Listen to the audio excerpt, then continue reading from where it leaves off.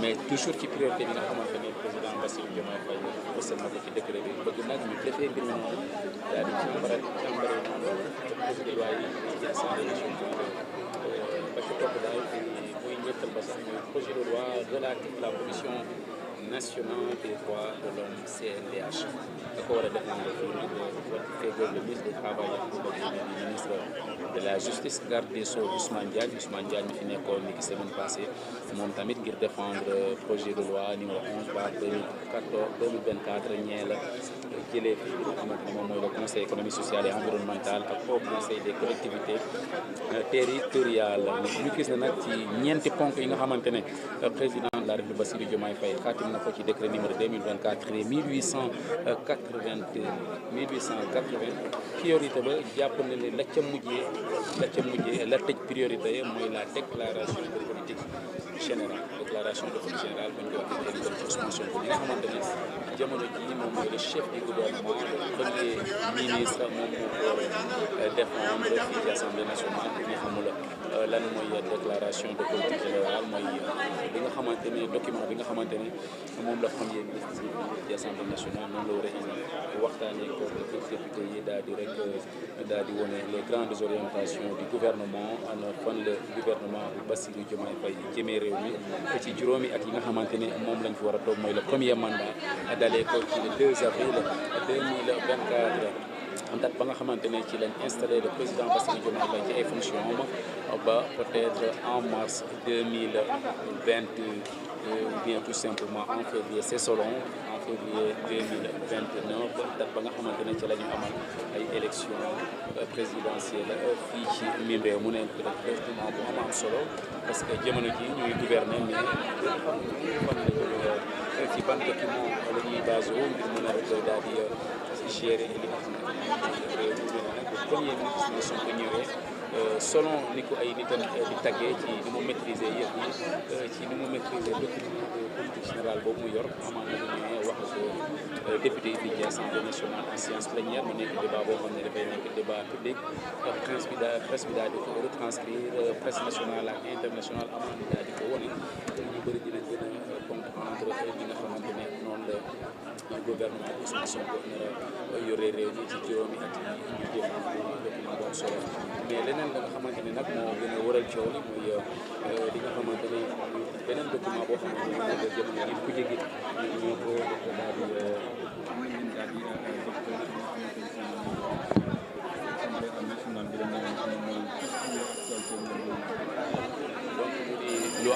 lu ama am solo donc fii ci Sénégal 7 moom ngeen taaxirlu mu mel ni président de l'Assemblée nationale dugg si na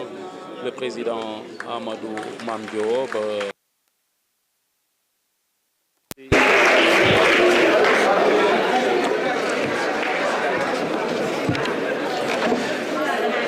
Mesdames, Messieurs, la séance est ouverte.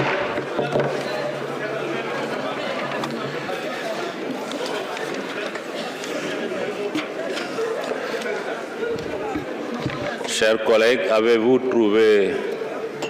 tous reçu vos cartes? Je vous demande d'insérer et appuyer une fois sur le message qui s'affiche sur l'écran de votre micro. Chaque député, normalement, voit son nom s'afficher sur l'écran.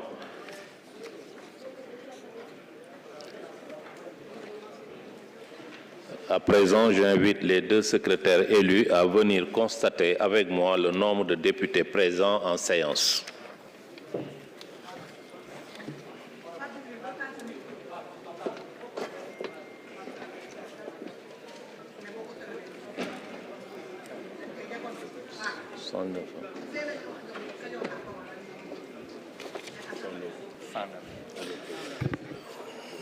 Le bureau constate la présence en séance de 109 députés. Le quorum est atteint. L'Assemblée est dans les conditions requises pour délibérer valablement. En conséquence, je déclare ouverte la troisième session extraordinaire de l'année 2024 de l'Assemblée nationale, convoquée par décret 2024-1880 du 4 septembre 2024 de Monsieur le Président de la République. Chers collègues, je vous donne lecture du dit décret. Article 1er, vu la Constitution. Article 1er, l'Assemblée nationale est convoquée en session extraordinaire le jeudi 5 septembre 2024 à 10 heures. Article 2, en application de l'article 84 de la Constitution, l'ordre du jour de la session extraordinaire est fixé en priorité ainsi qu'il suit. Projet de loi de règlement pour la gestion 2022, projet de loi autorisant le président de la République à ratifier la Convention de l'Union africaine sur la coopération transfrontalière, Convention de Niamey, adoptée à Malabo le 27 juin 2014. Projet de loi relatif à la Commission nationale des droits de l'homme, CNDH, et déclaration de politique générale. Article 3. La session extraordinaire sera close dès l'épuisement de l'ordre du jour fixé à l'article 2 du présent décret qui sera publié au journal officiel le 4 septembre 2024.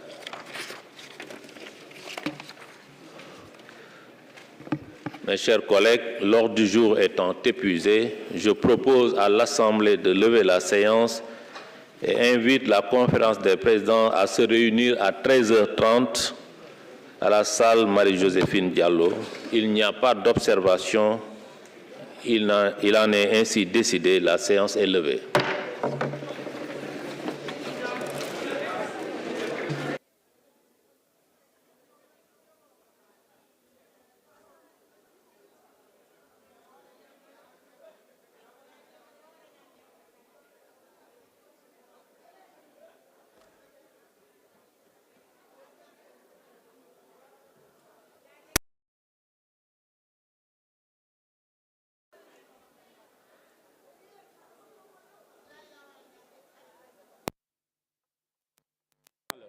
Président de l'Assemblée nationale Amadou Mame Diop ñëw na daal di constater avec les deux secrétaires généraux li nga xamante ne moom mooy nombre de députés yi teew fii ci Assemblée nationale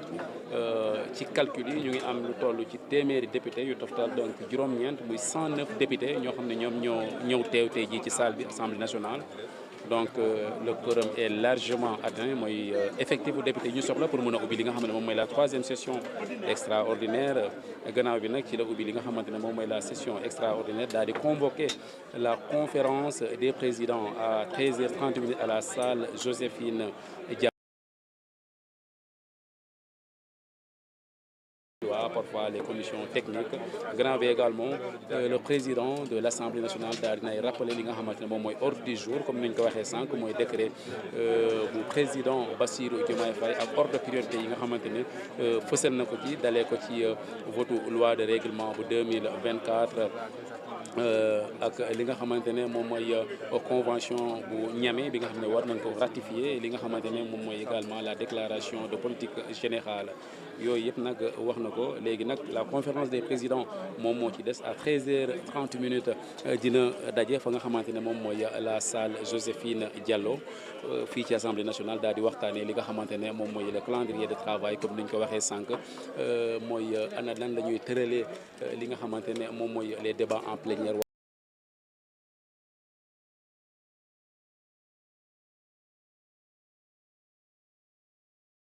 de la République Bassirou Diomaye Faye daal di rek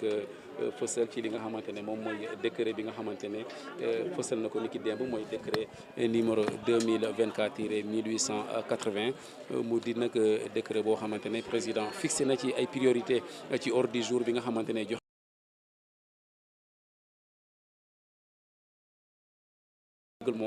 ñeel gestion bu 2022 fii ci Assemblée nationale te ministre des finances et du budget war ko défendre fii ci Assemblée nationale waaye tamit projet de loi autorisant kii di président de la République Bassirou Diomaye Faye ngir mu ratifier la convention bu Union africaine ñeel coopération transfrontalière mu di convention de Niamey adopté